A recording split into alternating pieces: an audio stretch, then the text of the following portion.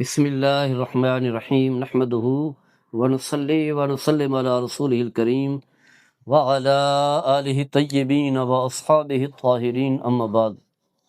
حضرات گرامی، اب ان اہل اللہ کا، صالحین کا تذکرہ کریں گے جنہوں نے اپنی کوتاہیوں، غلطیوں اور گناہوں کی معافی مانگی۔ میرے آقا صلی اللہ تعالیٰ علیہ وسلم کے بڑے عظیم صحابی ہیں، اور آپ جانتے ہیں کہ اللہ تعالیٰ نے صحابہ کے بارے میں فرمایا رضی اللہ عنہ ورضوا عنہ،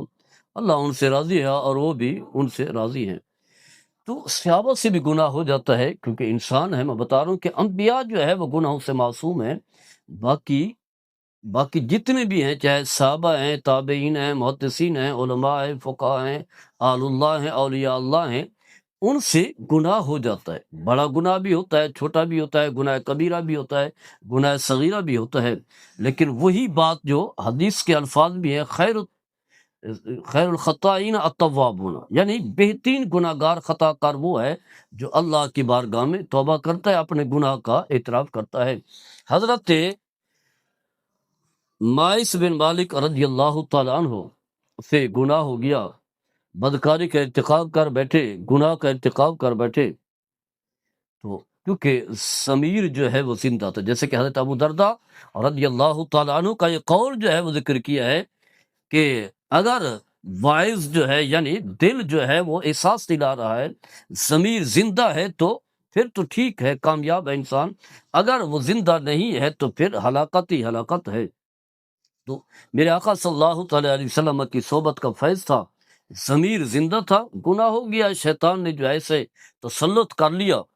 شیطان کا غلبہ ایسا ہوا کہ انہیں احساس ہی نہیں رہا کہ یہ گناہ ہے، میں گناہ سے جو ہے دور رہوں، لیکن ان سے گناہ ہو گیا۔ جب گناہ ہو گیا تو پھر احساس ہوا کہ میں اپنے آپ کو جو ہے سزا کے لیے پیش کروں، یعنی سزا کے لیے پیش کرنا جو ہے نا، یہ ہے اصل خوبی ہے۔ گناہ تو ہو گیا، تو نبی کریم صلی اللہ تعالیٰ علیہ وسلم کی بارگاہ میں حاضر ہوتے ہیں، عرض کرتے ہیں یا رسول اللہ صلی اللہ علیہ وسلم طاہرنی، مجھے آپ پاک کریں، یعنی جو گناہ ہوا ہے، گناہ کبیرہ ہوا ہے، بدکاری کا ارتکاب ہوا ہے، اس گناہ کے لیے جو ہے مجھے پاک کرے، میں اپنے آپ کو پیش کر رہا ہوں۔ تو نبی کریم صلی اللہ تعالیٰ علیہ وسلم نے فرمایا وَيْحَكَ ارجع فاستغفر اللہ وتوب الیہ، جاؤ،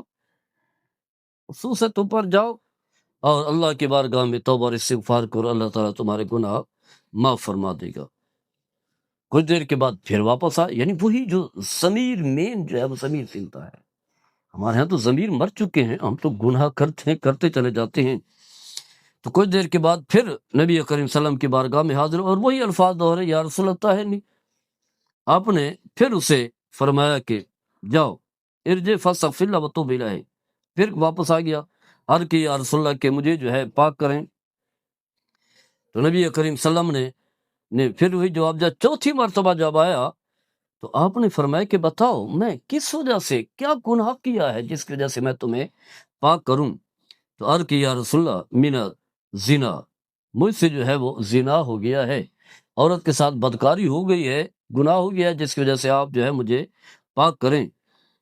تو نبی کریم صلی اللہ علیہ وسلم نے فرمایا کہ شاید اسے، آپ کی عادت مبارکہ تھی کہ شاید کوئی کسی اور حالت میں نہ ہو، کہ کیفیت اس انداز کی ہو، آپ نے فرمایا شاید اسے کوئی مجنون پاک نہ ہو، دیوانہ پن نہ ہو۔ تو آپ صلی اللہ تعالیٰ علیہ وسلم نے پوچھا ان کی برادری کے، اس کے خاندان کے، اس کے قبیلہ کے لوگ سے، تو بتایا کہ یا رسول اللہ اسے کوئی جنون نہیں ہے، یہ جو ہے صحت مند آدمی ہے، تندرست ہے، بڑا طاقت و توان والا آدمی ہے۔ تو آپ نے یہ بھی پوچھا کہ تم نے جو ہے وہ شراب تو نہیں پی رکھی؟ تو اسے سونگا گیا، اس کے منہ کو تو کچھ بھی نہیں تھا، کوئی شراب جو انہوں نے نہیں پی ہوئی تھی، کوئی بو نہیں تھی۔ تو آپ نے پھر پوچھا ازنیت، کیا تم نے زنا کی؟ عرض کی یا رسول اللہ مجھ سے گناہ ہو گیا ہے۔ تو پھر آپ نے جو ہے وہ حکم دیا ہے کہ اسے سنسار کیا جائے، یعنی یوں سمجھ لیں کہ جب کوئی شاد شدہ آدمی ہو اور زنا کا ارتکاب کرے تو اس کے لیے دنیا میں سزا ہے، وہ ہے سنسار کرنا۔ تو صحابہ تو اس بات کو سمجھتے تھے، اس لیے نبی کریم صلی اللہ تعالیٰ علیہ وسلم کی بارگاہ میں حاضر ہو کر کے اپنے اس گناہ کا اعتراف کیا، انہیں سنسار کیا گیا۔ دنیا کی سزا ہے، حالانکہ بہت بڑی سزا ہے، جان چلی گئی، لوگوں کے اندر بھی بدنامی ہو گئی کہ شخص جو ہے زنا کیا ہے، اسے سنسار کیا گیا ہے، مار دیا گیا ہے، پتھر مار مار کر کے اسے قتل کر دیا گیا، لیکن انہیں اس چیز کی کوئی پرواہ نہیں،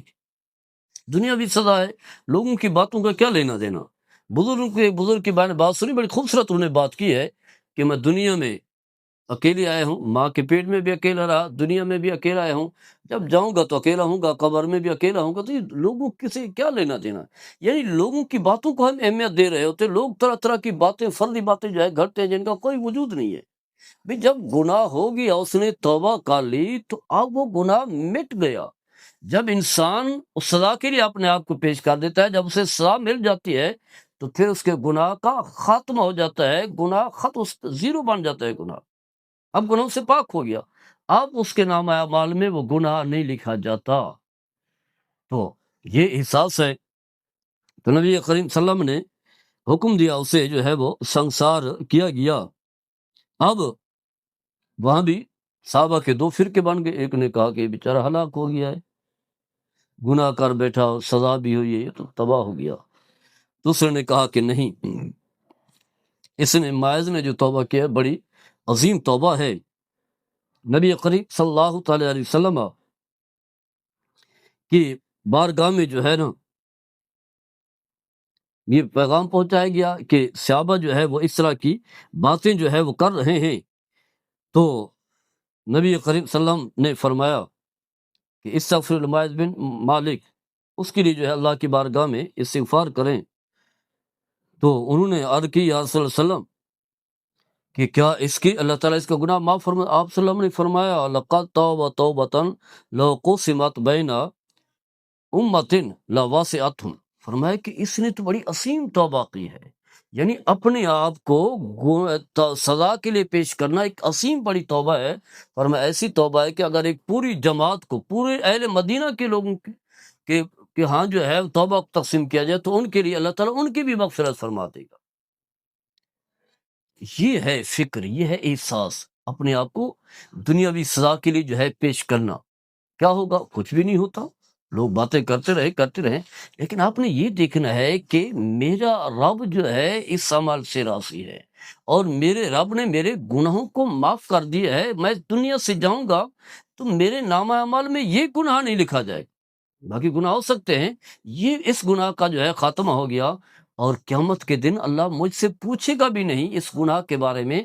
کہ اس کی وجہ یہ ہے گناہ اللہ نے معاف کر دیا ہے، مساق کے لیے اپنے آپ کو میں نے پیش کر دیا ہے، قیامت کے دن ندامت اور شرمندگی نہیں ہوگی۔ لیکن اگر انسان جو ہے اپنے آپ کو سزا کے لیے پیش نہیں کرتا، بچتا رہتا ہے، گناہ چھپاتا ہے، لوگوں پر ظلم بھی کرتا رہتا ہے، پھر بھی جو ہے وہ اپنے آپ کو اچھا پیش کرتا ہے، تو کیا ہوگا؟ دنیا سے تو بچ جائے گا، لیکن آخرت میں اللہ کی بارگاہ میں پیش ہوگا، اور اس وقت اللہ تعالیٰ نے قرآن مجید میں ایسے لوگوں کا تذکرہ کیا ہے جو اپنی اس پریشانی کا تذکرہ کریں گے، اس وقت جو ہے ندامت کا اظہار کریں گے، معذرت کریں گے، لیکن اس وقت جو ہے کوئی ندامت کام نہیں آئے گی، یہاں تک کہ اللہ ناراض ہوگا اور اللہ فرمائے گا کہ میری آنکھوں سے دور ہو جاؤ، میرے ساتھ کسی نے بات تک نہیں کرنی۔ تو اس وقت کی سزا سے بچنے کے لیے ہم ہم بھی تو یہ چیزیں سنتے ہیں، سیکھتے ہیں، ہم نے سنی ہیں اہل اللہ کے طریقے، وہ اہل اللہ جو نیک اور صالح لوگ ہیں، تو ہم کیوں نہیں اپنے آپ کو جو ہے اپنے آپ میں عدالت میں پیش کریں، اپنا گناہ جو ہے لائیں،